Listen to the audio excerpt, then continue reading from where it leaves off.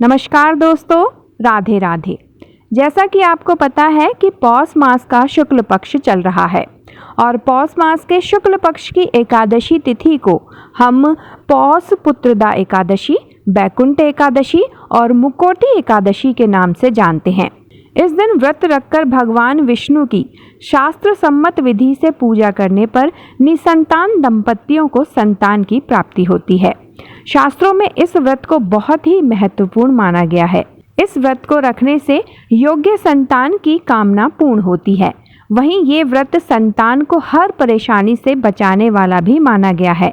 इसलिए आप अपने पुत्र या पुत्री को परेशानी से बचाने के लिए भी ये व्रत कर सकते हैं। तो आइए जानते हैं पौष पुत्रदा एकादशी व्रत कब है, इसका पूजा का शुभ मुहूर्त कब से कब तक है, पूजन विधि क्या है और साथ ही सामग्री की लिस्ट क्या है। इस बार जनवरी में एकादशी तिथि प्रारंभ होगी 12 जनवरी 2022 दिन बुधवार को शाम 4:49 से। वहीं इस एकादशी तिथि की समाप्ति 13 जनवरी 2022 दिन गुरुवार को शाम 7:32 पर होगी।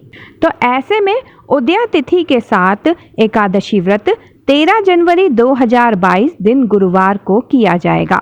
एकादशी का व्रत रखने वालों के लिए पारण का समय 14 जनवरी 2022 दिन शुक्रवार को प्रातः 7:15 से 9:21 तक का रहेगा।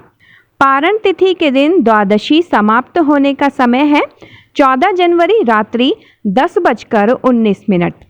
आइए जानते हैं एकादशी व्रत पूजा विधि।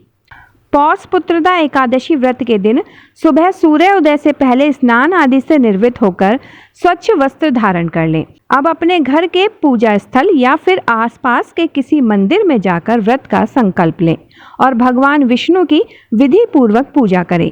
पूजा के दौरान भगवान विष्णु को पीला फल, पीले पुष्प, पंचामृत, तुलसी आदि समस्त पूजन सामग्री संबंधित मंत्रों के साथ अर्पित करें। यदि आप पुत्र प्राप्ति के लिए ये व्रत रख रहे हैं तो यह व्रत पति पत्नी दोनों को एक साथ व्रत का संकल्प लेकर करना है और व्रत का पूजन करना है। इस पूजा के बाद भगवान कृष्ण के बाल स्वरूप की भी पूजा अवश्य करनी है। तो आइए जानते हैं कि इस पूजा के लिए क्या क्या सामग्री चाहिए।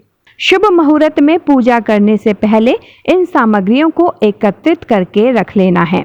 तो आपको पूजा के लिए चाहिए श्री विष्णु जी का चित्र या फिर कोई भी मूर्ति, पुष्प, फल, मिष्ठान, अक्षत, तुलसी दल, नारियल, सुपारी, लौंग, चंदन, धूप, दीप, घी और पंचामृत।